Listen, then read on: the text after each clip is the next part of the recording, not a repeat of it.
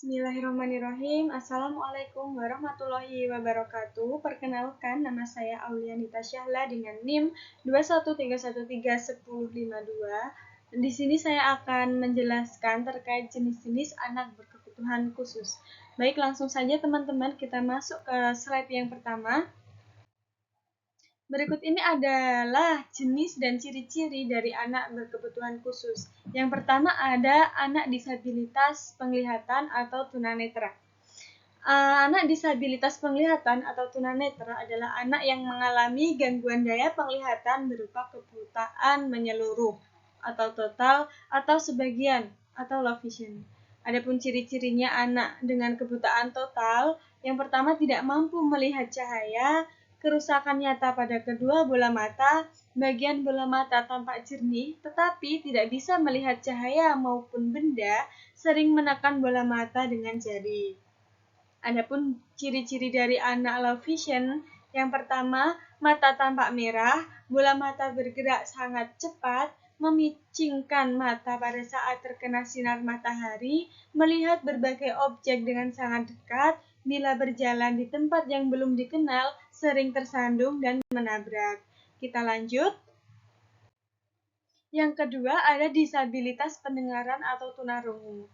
Anak disabilitas pendengaran atau tunarungu adalah anak yang mengalami gangguan pendengaran, baik sebagian ataupun menyeluruh, dan biasanya memiliki hambatan dalam berbicara dan berbahasa. Adapun ciri-ciri dari anak disabilitas pendengaran, yang pertama tidak menunjukkan reaksi terkejut terhadap bunyi-bunyian atau tepukan tangan yang keras pada jarak 1 meter. Tidak bereaksi jika dipanggil namanya atau acuh tak acuh terhadap suara di sekitarnya.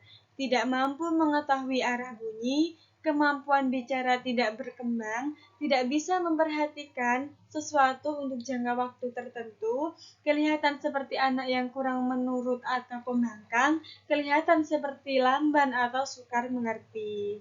Kita next. Nah, yang ketiga ada anak disabilitas intelektual atau tunagrahita. Tunagrahita adalah anak yang memiliki intelijensi yang signifikan berada di bawah rata-rata anak seusianya dan disertai dengan ketidakmampuan dalam adaptasi perilaku yang muncul dalam masa perkembangannya. Adapun ciri-cirinya, ada 3 jenis anak dengan disabilitas intelektual, yaitu ringan, sedang, dan berat. Kemudian wajah ceper, jarak kedua mata jauh, hidung pesek, mulut terbuka, lidah besar. Kemudian kepalanya kecil, besar, atau datar, tidak dapat mengurus diri sendiri sesuai usianya atau semua harus dibantu oleh orang lain. Kemudian perkembangan bicara atau bahasa terlambat dan tidak dapat berbicara, kurang atau tidak dapat menyesuaikan diri terhadap lingkungan. Kita lanjut. Yang keempat ada disabilitas fisik atau tunadaksa. Anak disabilitas fisik atau tunadaksa adalah anak yang mengalami gangguan gerak akibat kelumpuhan, tidak lengkap anggota badan, kelainan bentuk dan fungsi tubuh atau anggota gerak. Adapun ciri-cirinya, anggota gerak tubuh kaku, lemah atau lumpuh, kesulitan dalam gerakan, tidak sempurna, tidak lentur dan terkendali. Terdapat bagian anggota gerak yang tidak lengkap atau tidak sempurna atau lebih kecil dari ukuran biasanya. Kemudian terdapat cacat pada alat gerak, jari tangan kaku dan tidak dapat menggenggam, kesulitan pada saat berdiri, berjalan, dan tubuh tidak normal. Kita lanjut ke slide selanjutnya. Yang kelima ada disabilitas sosial atau tunalaras. Disabilitas sosial atau tunalaras adalah anak yang memiliki masalah atau hambatan dalam mengendalikan emosi dan kontrol sosial, serta berperilaku menyimpang. Adapun ciri-cirinya, yang pertama bersikap membangkang dan suka berbohong, mudah terangsang emosinya, sering melakukan tindakan agresif, merusak dan mengganggu, sering bertindak melanggar norma sosial atau norma susila atau norma hukum, kurang atau tidak mampu menjalin hubungan dengan orang lain, mempunyai perasaan yang tertekan dan selalu merasa tidak bahagia.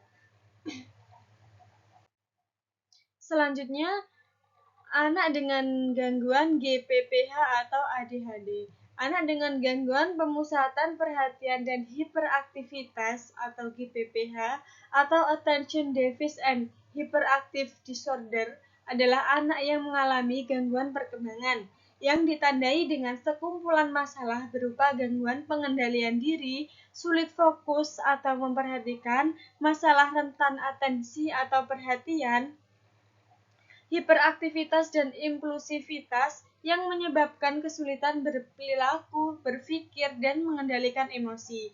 Ciri-ciri anak berkebutuhan khusus ini dapat ditandai dengan tidak bisa duduk diam di kelas, kesulitan belajar, suka mundur-mandir, atau terus berbicara. Ciri-cirinya seperti hiperaktif atau kesulitan mengendalikan gerakan, seperti sangat sulit istirahat dan tidak mampu duduk lama, berbicara berlebihan, menggerak-gerakkan jari tangan yang tak bertujuan, kemudian selalu bergerak ingin pergi atau meninggalkan tempat. Lanjut. Yang ketujuh ada autisme. Anak dengan gangguan spektrum autisme adalah anak yang mengalami gangguan dalam 3 area dengan tingkatan berbeda-beda, yaitu kemampuan komunikasi dan interaksi sosial, serta pola-pola perilaku yang repetitif dan stereotipis. Gangguan ini bisa membuat anak seolah-olah hidup dalam dunianya sendiri. Ciri-cirinya sebagai berikut. Anak sangat lambat bicara atau tidak bisa sama sekali, mengeluarkan suara yang aneh tanpa makna, mengulang-ulang ucapan lawan bicara, berbicara tapi tidak untuk berkomunikasi. Yang kedua, tidak bisa berkomunikasi dua arah. Kemudian kalau dipanggil tidak mau menengok, merasa tidak nyaman dalam keramaian, misalnya pesta ulang tahun, perkawinan, dan lain-lain. Merasa lebih nyaman bila main sendiri, berperilaku aneh seperti jalan berjinjit-jinjit, berputar-putar, melompat-lompat, dan lain-lain. Kelekatan dengan benda tertentu sehingga kemana-mana harus membawanya. Mengamuk hebat kalau tidak mendapatkan keinginannya, tertawa, menangis, marah tanpa sebab yang jelas. Kita lanjut. Yang ketujuh, ada kesulitan belajar. Anak yang mengalami kesulitan belajar memiliki gangguan pada satu atau lebih kemampuan dasar yang mencangkup pemahaman, penggunaan bahasa, berbicara, dan menulis. Hal ini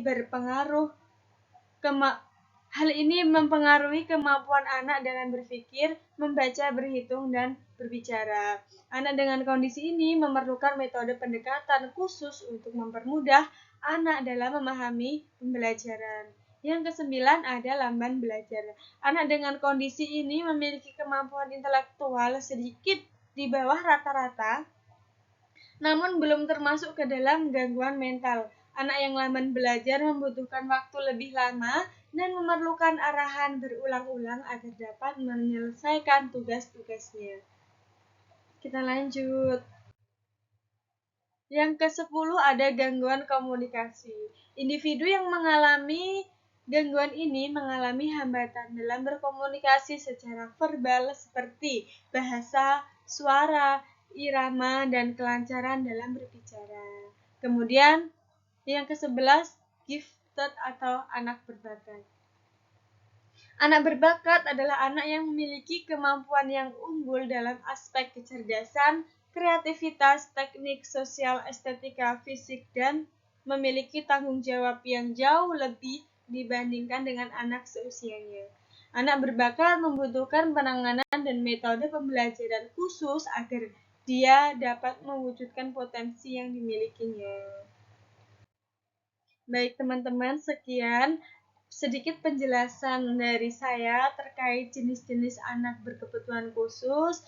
Saran dan kritikan sangat kami harapkan dari teman-teman. Sekian dan terima kasih. Wassalamualaikum warahmatullahi wabarakatuh.